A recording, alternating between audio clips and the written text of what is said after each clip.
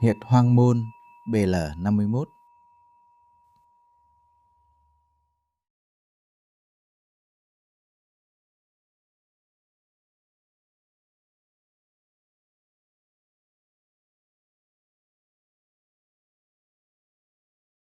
Vị trí: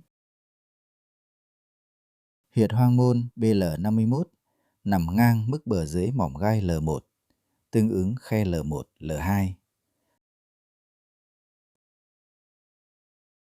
Trên đường bả, tuyến tham chiếu cách đường giữa lưng 3 thốn. Cách lấy huyệt: xác định vị trí của L1. Cách 1. Qua mỏm gai C7. Mỏm gai đốt sống cổ C7 thường nhô cao nhất, dễ sờ thấy. Khi cử động cổ, gập, duỗi hoặc xoay, mỏm này di động theo các đốt sống cổ phía trên. Đốt sống ngực T1 nằm ngay dưới C7. Mỏm gai T1 hầu như không di động theo các cử động cổ. Từ C7 đếm xuống qua 12 đốt sống đến với mỏm gai L1. Cách 2. Qua bả vai. Người bệnh đứng hoặc ngồi thẳng, hai tay buông thõng tự nhiên. Mép trên của góc trong xương bả vai thường đồng mức với mỏm gai T2. Đếm xuôi xuống, mỏm gai cách 10 đốt sống phía dưới là L1.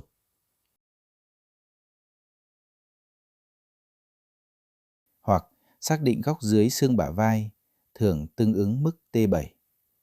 Rồi tiếp tục đếm xuôi xuống để xác định L1.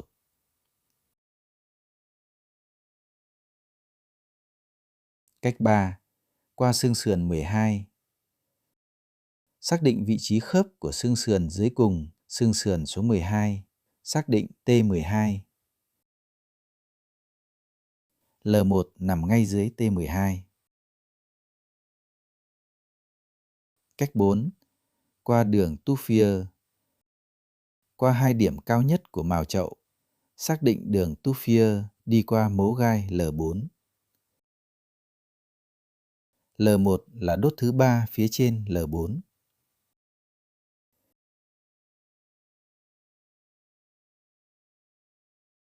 Xác định đường bả, đường nửa bả. Theo quy ước, khoảng cách từ đường giữa lưng, đốc mạch đến bờ trong xương bả vai là 3 thốn. Đường bả chạy song song với đường giữa lưng, đi qua bờ trong xương bả vai, cách đường giữa lưng 3 thốn. Đường nửa bả cũng chạy song song với đường giữa lưng, nằm ở nửa khoảng cách từ đường giữa lưng đến bờ trong của xương bả vai, tương ứng 1,5 thốn. Xác định huyệt: từ khe L1, L2, bờ dưới mỏm gai L1. Xác định đường ngang tham chiếu. Giao điểm giữa đường ngang này và đường bả là vị trí huyệt hoang môn BL51.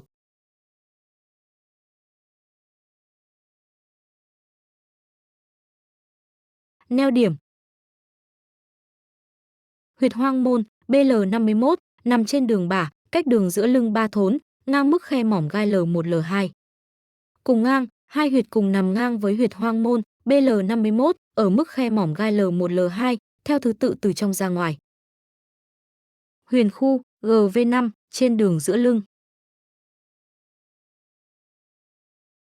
Tam tiêu du BL22 trên đường nửa bả.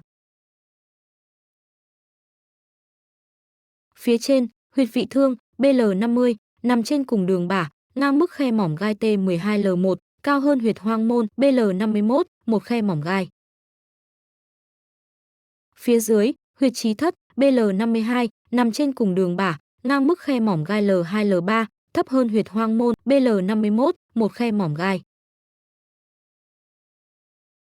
Ấn chứng: tại vị trí BL51, có thể cảm nhận vùng mô cơ dày của lưng bên, nằm giữa khối cơ lưng rộng và khối cơ cạnh cột sống.